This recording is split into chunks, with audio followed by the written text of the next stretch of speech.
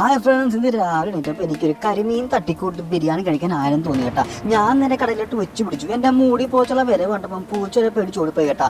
ധീരന്മാരായ രണ്ട് പൂച്ചയുടെ ഇവിടെ നടന്ന് ഞാൻ കടയിൽ ചെന്ന് കയറിയിട്ട് മീനിൻ്റെ അടുത്ത് പോയി നിന്നു. അവിടെ സമയം ഇഷ്ടംപോലെ മീനുണ്ട് കേട്ടാ. എന്തൊക്കെ മീനെന്ന് പറയാൻ പറ്റില്ല. കൊഞ്ച്, ഞണ്ട് എല്ലാം ഉണ്ട്. പക്ഷേ കരിമീൻ കിട്ടിയില്ല.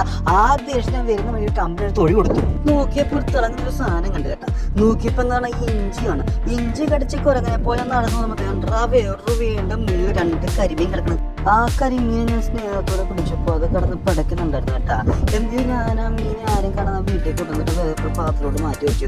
ഇത് നല്ല ജീരകശാല റൈസ് 2 ഗ്ലാസ് എടുത്തിട്ട് ഒന്ന് കഴുകി 30 മിനിറ്റ് സോക്കാൻ വേണ്ടി അങ്ങോട്ട് മാറ്റി വെച്ചു. എന്നിട്ട് ആ കരിമീനെ എടുത്ത് കയ്യിലോട്ട് വെച്ചിട്ടുണ്ടല്ലോ, അതിന്റെ വാനം ഇങ്ങോട്ട് മുറിച്ചിട്ട് അതിന്റെ വേസ്റ്റ് കളഞ്ഞിട്ട് എന്നിട്ട് അതിലോട്ട് ഇച്ചിരി ഉപ്പിട്ട് അങ്ങോട്ട് കഴുകുക. കൂട്ടത്തിൽ വിനാഗിരി ഒഴിച്ച് അങ്ങോട്ട് വെച്ചോണ്ടല്ലോ ആ മീൻ്റെ മണം നമുക്ക് മാറി കിട്ടും കേട്ടാ. എന്നിട്ട് നല്ല സവാള എടുത്ത് അങ്ങോട്ട് അരിഞ്ഞിട്ട് കൂട്ടത്തിൽ ഇച്ചിരി ഇഞ്ചി, ഇച്ചിരി വെളുത്തുള്ളി, ഇച്ചിരി പേസ്റ്റ് ഉണ്ടെങ്കിൽ അങ്ങോട്ട് മാറ്റി വെക്കുക. എന്നിട്ട് മീൻ അങ്ങോട്ട് വരയുക. ആ വരഞ്ഞ മീൻ്റെ മണ്ടയ്ക്ക് മസാല കണ്ടേ. എന്നിട്ട് ഇഞ്ചിക്കകത്തോട്ട് കുറച്ച് മുളക് പൊടി, പിന്നെ കുറച്ച് മഞ്ഞപ്പൊടി, കുറച്ച് ഉലുവാപ്പൊടി, കുറച്ച് കുരുമുളക് പൊടി, കുറച്ച് ഉപ്പ്, ഈ പറയുന്ന എല്ലാം ഞാൻ ഡിസ്ക്രിപ്ഷനിൽ കൊടുക്കുന്നുണ്ട് കേട്ടാ. എന്നിട്ട് ഇച്ചിരി വെള്ളം ഒഴിച്ചിട്ട് അങ്ങോട്ട് ഇളക്കുക. ഇങ്ങനെ ഇളക്കുമ്പോൾ നിങ്ങളുടെ മനസ്സിൽ ആരോടെങ്കിലും ദേഷ്യം ഉണ്ടെങ്കിൽ ദേഷ്യമൊക്കെ മാറ്റണം കേട്ടാ. എന്നിട്ട് എന്ത് ചെയ്യണം, അത് ഇളക്കി കഴിയുമ്പോൾ നല്ലൊരു നാരങ്ങ പിഴിഞ്ഞിട്ട് ആ നീരെടുത്തിട്ട് നകത്തോട്ടങ്ങ് ഒഴിക്കുക. ആ നാരങ്ങ അങ്ങോട്ട് നല്ലപോലെ ഇളക്കുക. ഇളക്കിട്ടെന്ന് ചെയ്യുന്നറിയാവോ, നിങ്ങൾ ആ 2 മീൻ എടുത്ത് കയ്യിലോട്ട് വെച്ചിട്ട് അതിനെ സൂക്ഷിച്ച് നോക്കുക. ലാളനയോട് നോക്കിയിട്ട് അതിൻ്റെ മണ്ണൊക്കെ മസാലയൊക്കെ അങ്ങോട്ട് വാഴ്ത്തി വെച്ചിട്ട് അതിൻ്റെ വയറ്റിനകത്ത് വരെ മസാല വെച്ചിട്ട് പൊക്കുക. എന്താ കാര്യം, നല്ല ടേസ്റ്റ് കിട്ടണ്ടേ. എന്നിട്ട് അതിനെ നല്ലൊരു സ്ഥലത്തോട്ട് മാറ്റി വെക്കുക.